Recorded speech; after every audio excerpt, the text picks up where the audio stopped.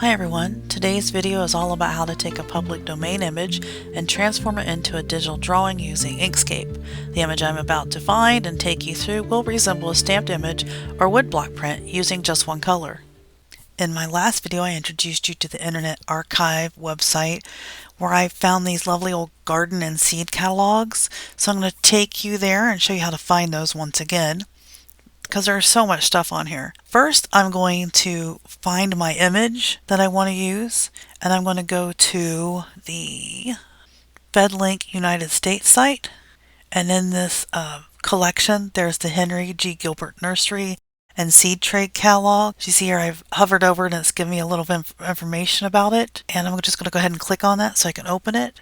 And inside here, we're going to have all kinds of catalogs.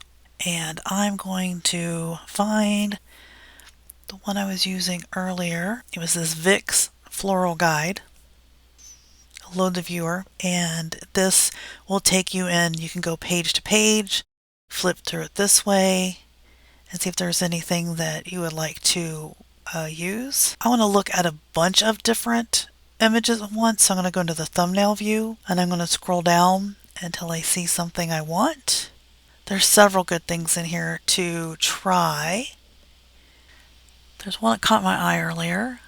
Here it is. The Caladium and the Coleus. And there's a really good calla on here too, or lily. I'm going to right click, save the image as, keep it as its name. You can see I've been saving some here and I've been experimenting. So I'm going to go ahead and then I'm going to open up Inkscape, which I've made a video before on the basics of Inkscape and how it's such a great free software that you download and put on your computer. It's not web-based, it's not on the cloud. And I'm going to open up that. Where's the Coleus? Here it is. So what we're going to do is we're going to use this tool called Trace Bitmap. And if for some reason that's not on there when you open up your image, you can just click on the links until you get to it. And there's a default where it's kind of just in the middle. You want to click on your image. You want to make sure these little arrows are on, and then we're going to update the preview. This looks like it might be a little bit light, so we want to darken that just a little bit. Update the preview, maybe just a little bit more. Update. Oh, that looks pretty good, I think. And then you have to hit apply. You have to hit apply. And then you'll see, yep, it turned darker up here. So we're going to go ahead and we're going to take this down. I'll see if any of these are usable. Looks like I might want to darken it just another bit. Go back up here, make sure it's changed. Darken a little bit more. Update the preview. Apply. Let's see what that gives us. I was hoping for this Coleus, so it looks like it's going to be a little too dark. This Caladium or this lily might work. Let's go ahead and take one of these. Let's go ahead and delete this up here. We'll move this back up onto our page. This is our workspace, is the page. And what I'm going to do is an easy way to get rid of all this extra. We're going to go ahead and click. We've chosen it, and we're going to hit this little thing up here that's dots. Because we've did this trace bitmap, these are basically every single point. If you're familiar with drawing software, you'll know what these are when you're making things, but I'm going to do the easy thing about just taking my little mouse here and surrounding all of these. So it chooses all those, and I hit the delete button. I don't think, go ahead and do these, delete these, this. Mostly just want to get rid of these words. Oops. I don't want to go all the way over there. I might want to increase this and zoom in.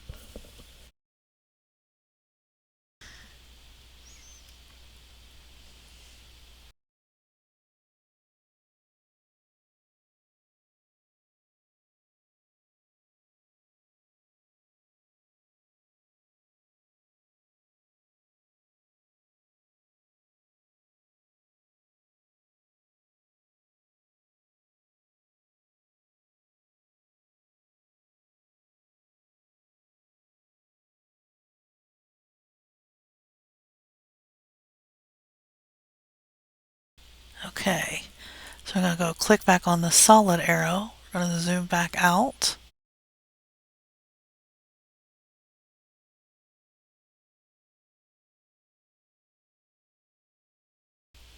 And now at this point, if you click on the thing, and you can see how that will, and now that it's an SVG, it's a vector, you can resize it without losing any of its clarity. Okay, so what I'm going to do is I'm going to just go ahead and get rid of the lily over here.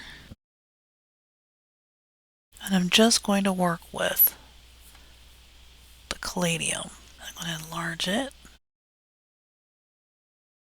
to get a better look. So see, now you can see it's like, oh, this is really a nice image. And if you want to do any more cleanup, if there's anything you didn't like, you go back to the little nodes. You can say you don't want some of these.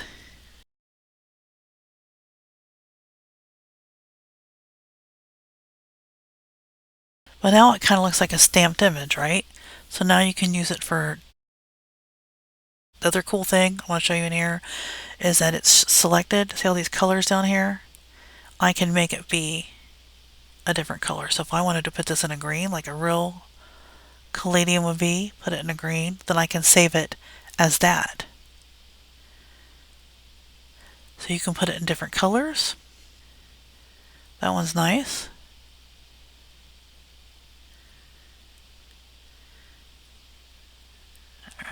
I like the darker one.